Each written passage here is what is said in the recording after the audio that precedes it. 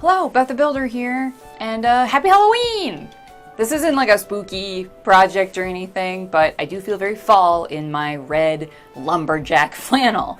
Alright, so in case you don't know, what's a dice tower? Let me tell you.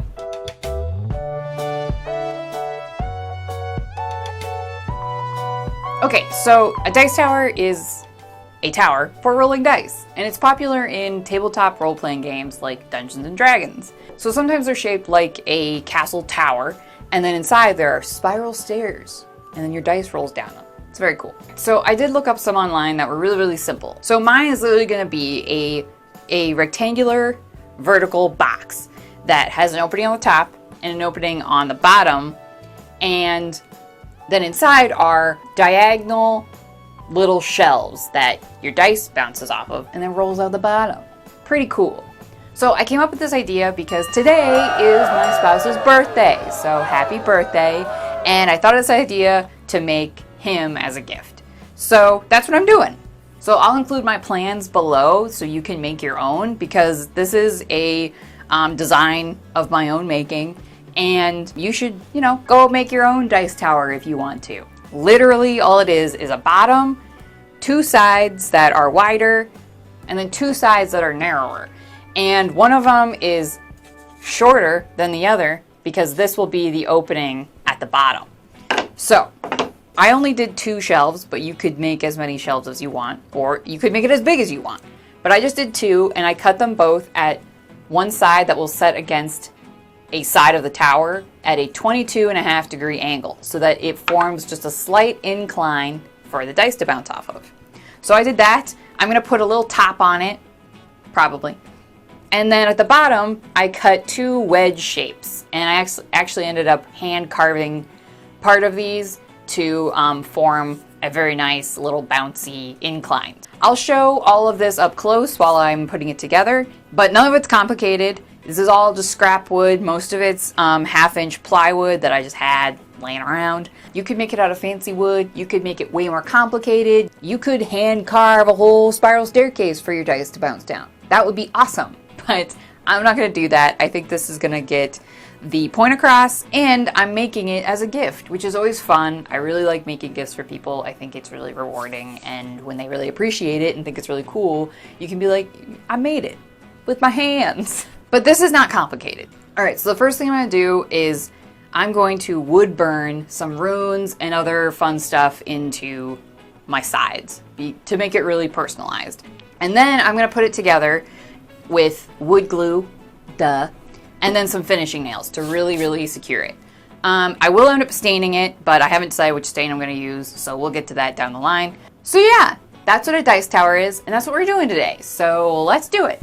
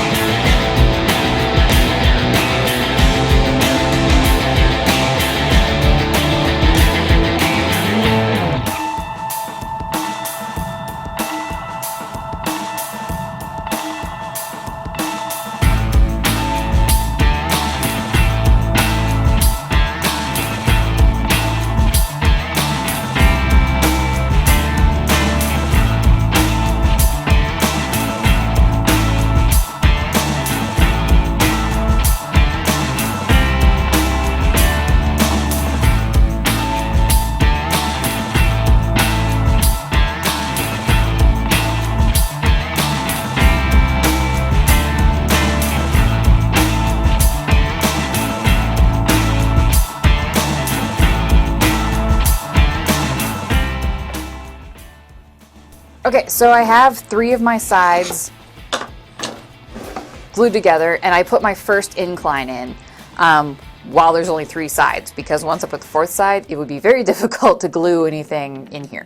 So I put my first one in here, And then I just used this. This is my fourth side. I just used it as support to make sure I have the right width for these two sides. And then I'll show you my other pieces. This is my bottom. It is bigger than I need, so I might trim it down, and I might put a frame around the front so when the dice come out, they don't roll away. This is a tentative top. I haven't done anything too fancy with that. It's still white. This is my other incline that will go on a side, so you can see here, this is a 22.5-degree angle to go against one of the sides to create that little shelf. So I will install that on my fourth side before I glue my fourth side into place. And then these are kind of, I didn't talk too much about these. So I actually ended up hand carving these wedges to create an extra little bounce at the bottom.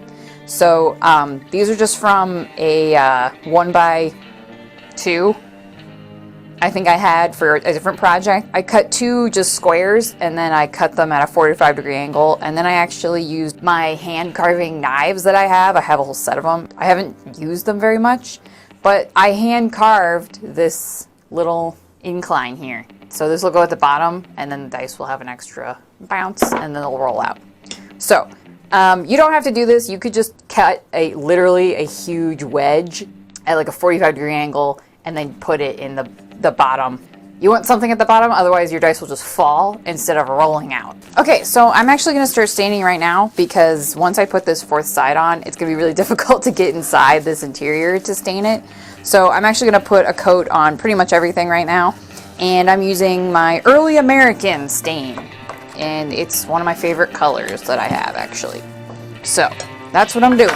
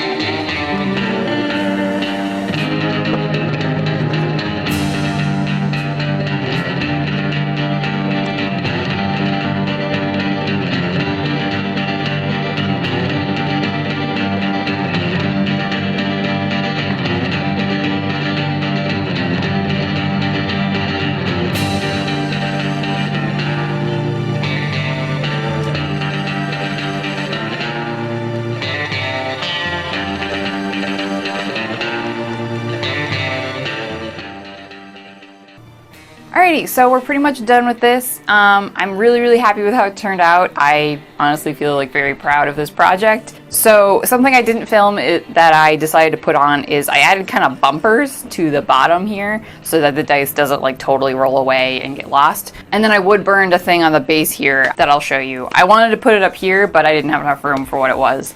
So yeah, I think this is a really simple like wood project that most people could do. I would say probably not for novices, but like a beginner, because I mean, I would say I'm still pretty much a beginner, but I just like go for it. So I do projects that are like way more advanced than necessarily I feel prepared to do, because I'm like, I'm gonna do that.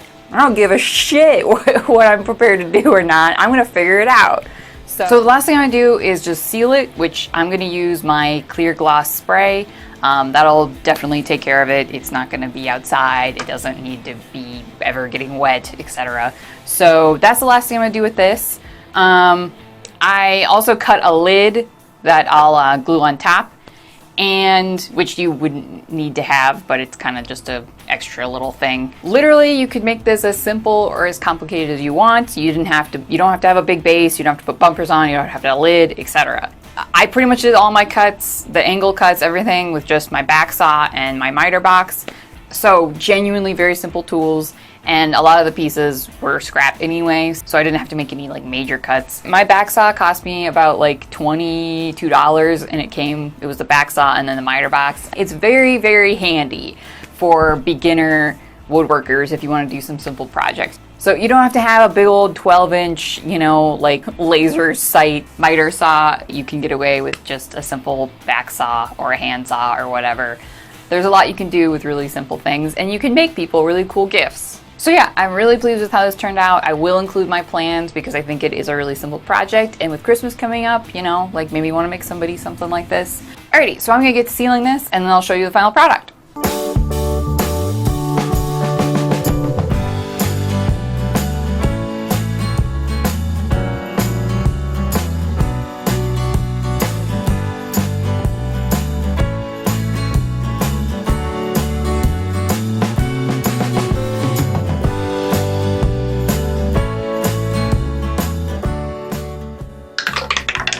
Alrighty, so I hope you feel inspired to go DIY your own dice tower or to make some other gift for somebody that you care about. I think you'll find you can do a lot more than you maybe initially thought, and I hope I can help encourage you to go and try and do the things.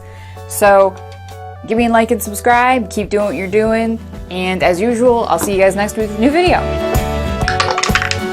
So satisfying.